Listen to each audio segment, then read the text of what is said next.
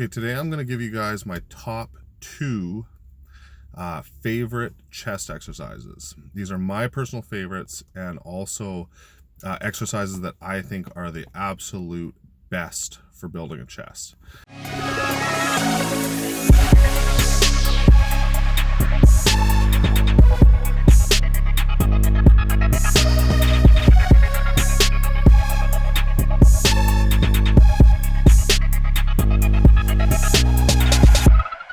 I'm going to give you kind of the variations so that you can kind of adapt these movements to your own personal goals and your own body mechanics. So number 1, I'm going to go with an incline dumbbell press.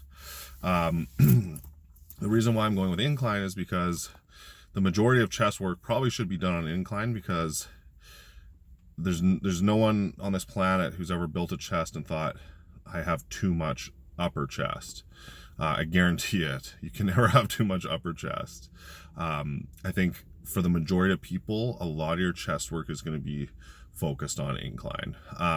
So that's the number 1, incline dumbbell chest press. The reason for dumbbells is because the dumbbells, I find, allow you to manipulate through the range of motion, manipulate your hand placement, so that you can kind of take a little bit of tension off your shoulders by moving your elbow up and down, tucking your elbow, and then manipulating where you have the actual dumbbell.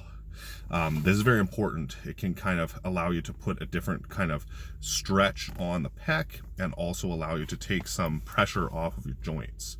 I really like this movement because it allows for a lot of variation within it.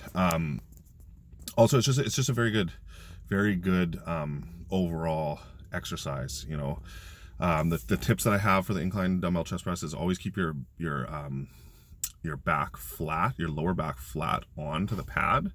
As you lift your lower back off the pad, the more you're recruiting other portions of your chest. Think about it. The more you lift up, it's almost becoming like a flat bench press, and you'll notice that happens within a set. Watch someone do a incline chest press, and they'll start, with their lower back on the pad, and they'll end with their butt way up in the air and they're almost doing like a flat press. And that's just your body literally going, okay, my upper chest is fatiguing. I need to recruit something else to be able to keep doing this. So it's kind of funny, but you have to mentally try and make your first rep look like your last rep. Absolutely perfect. That's always the key. So you have to use a lot of thinking within your set. Every single time you move that weight up and down, you're thinking, okay, how's my execution? Am I doing this perfectly? It's nice, slow, controlled, skill, like I always preach. Bring that skill to your training. And the second one, I'm going to have to go with a fly motion, and I'm going to say seated cable flies with a foam roller behind your back.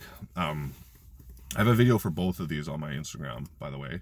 I use my Instagram as kind of like a tool for clients to have access to very quick videos of me doing a lot of the exercises that I put on programs.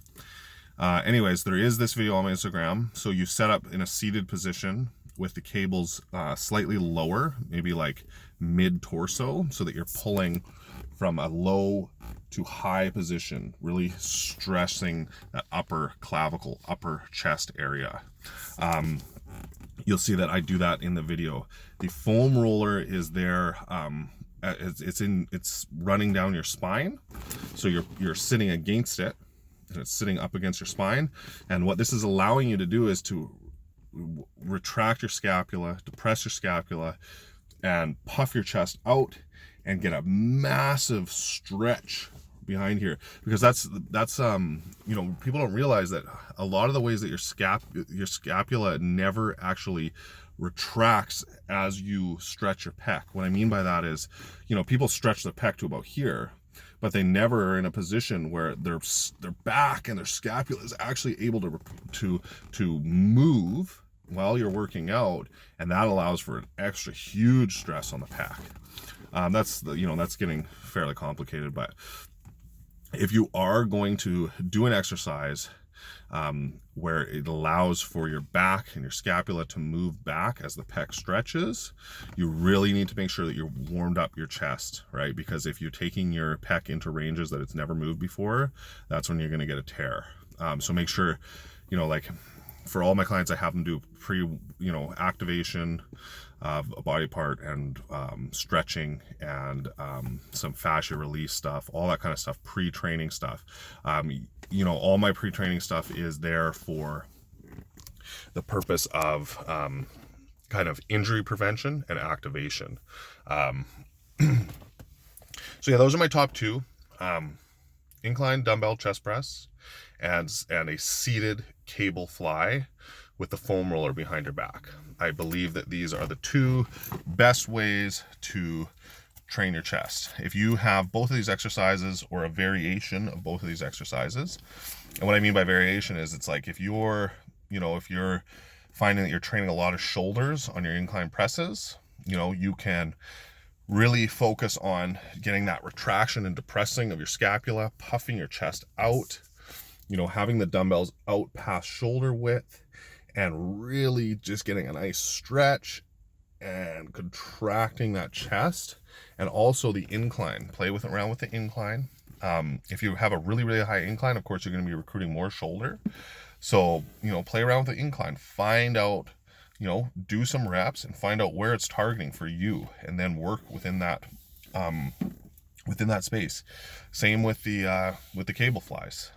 You can play around with the height of the cable to target different parts of the chest, all types of stuff.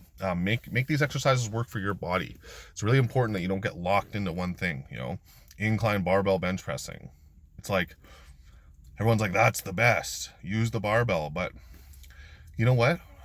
I think that the barbell for a lot of people is going to be pretty damn rough on your shoulders, and I don't really think it's worth it.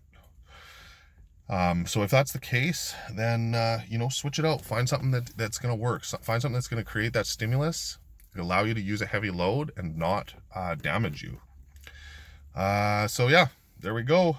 Everyone wants a bigger chest, so I thought give the people what they want. Like and subscribe to my channel, and thank you for watching.